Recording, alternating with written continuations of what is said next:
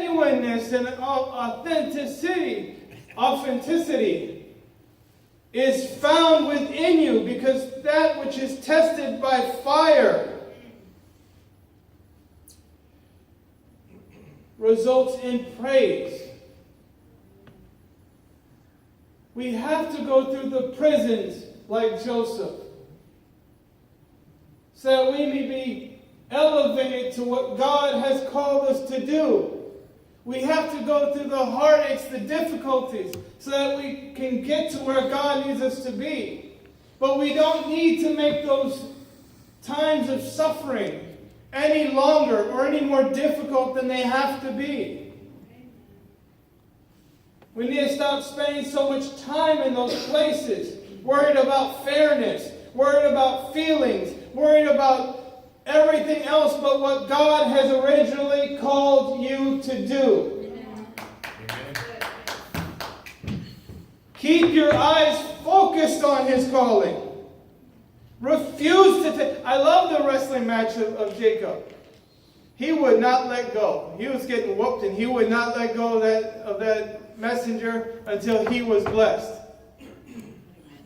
He left Lincoln and everything else, and had dislocated him. Felt like me after Tony's dance class.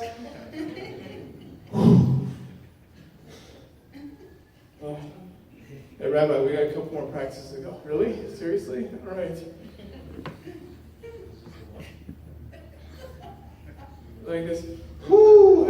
It's like your first PT test, you know, when you first do the 2-mile run, you're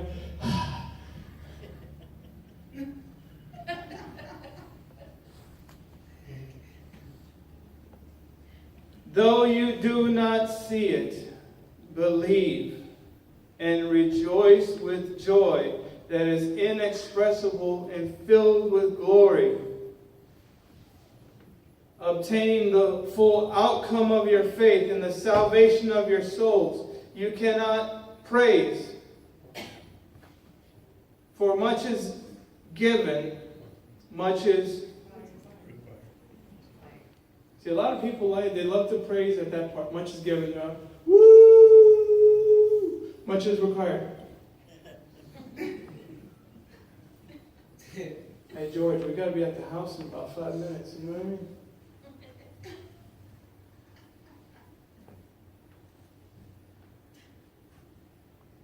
Think about the trials that Joseph went through to get there.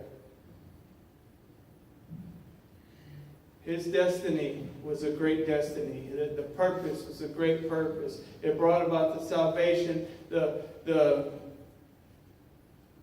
grace for many people, not just the Israelis.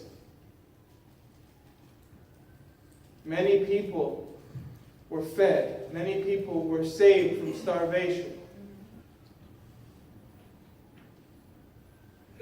But the requirement to get there,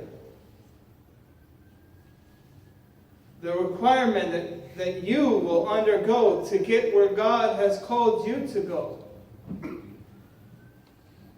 is going to first ask that you are faithful to it. It's going to ask that you are faithful to Him, to where He planted you, to what He has called you. And if you fall down, be like Judah and return. Return to the call. Because it's still there. He's never taken it from you. He didn't say, hey brother, today, it's not good for me. We'll do it tomorrow, okay? He doesn't say that. You know, like, nobody here. Nobody here. But some people I hear, they get invited to go receive things or get things or do things. They're like, today's not good for me. Let's do it some other time. Nobody's ever heard that, right? No? Yeah, y'all don't want to say nothing about that.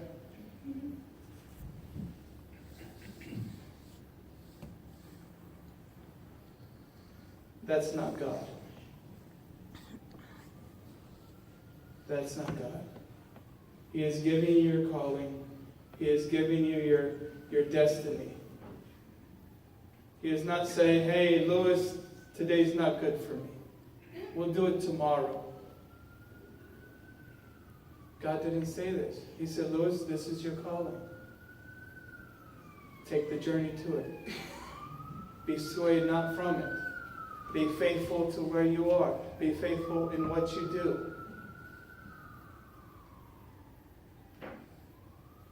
See it through.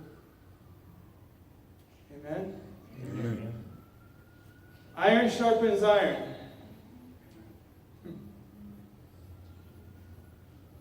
There is something, and look, I love that people watch this. I do, and I think it's, and that's great. But there's something about being in a congregation, enjoying each other's peculiarness. You cannot sharpen iron. Iron cannot sharpen iron through a video screen, unfortunately. Right? Because if they don't like what I say, just X, there you go, bye-bye. Pause, fast forward, done, finished, right? But when you're in a congregation, there's no pause, there's no fast forward, there's no X off the screen. Here you are. And you're here to be developed by the person to the right and left of you. Matter of fact, turn to the person nearest to you and say, you're here to develop me. All right, don't look.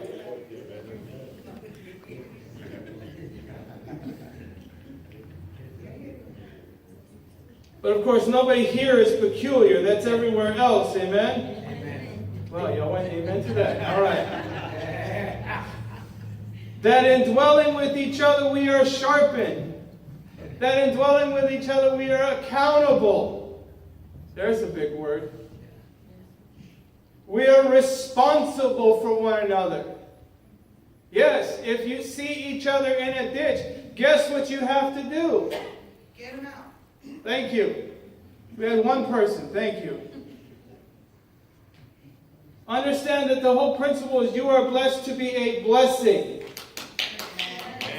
You are blessed to be a blessing. Not so you can say, mine.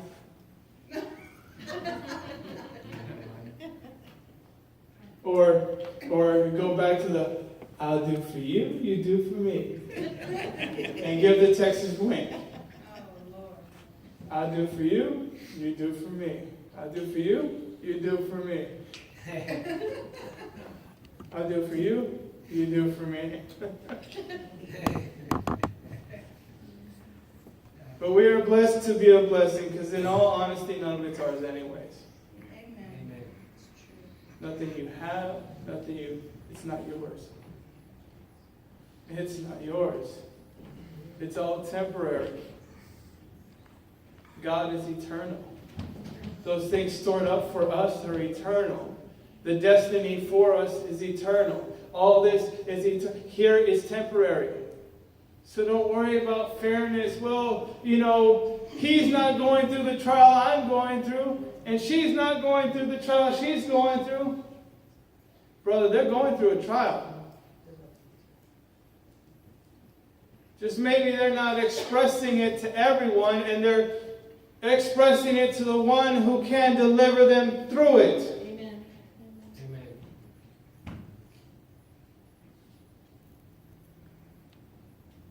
In his dreams, he fully understood his plan. And no matter what he experienced, he never lost sight of the long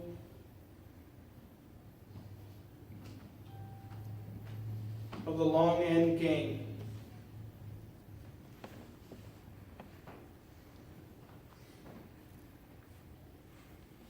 Pivotal moments in our lives happen. They happen. They happen. Every moment that we meet or express or talk to somebody or wherever we are, whatever we're doing, each one of those times is a pivotal moment. You can instill goodness in that person. You can instill a blessing in that person. Or you can be a terrible testimony of God. Or of yourself. Every moment brings about this, where we can have this choice. And it's our storyline in which we're writing. It's our storyline. Every moment.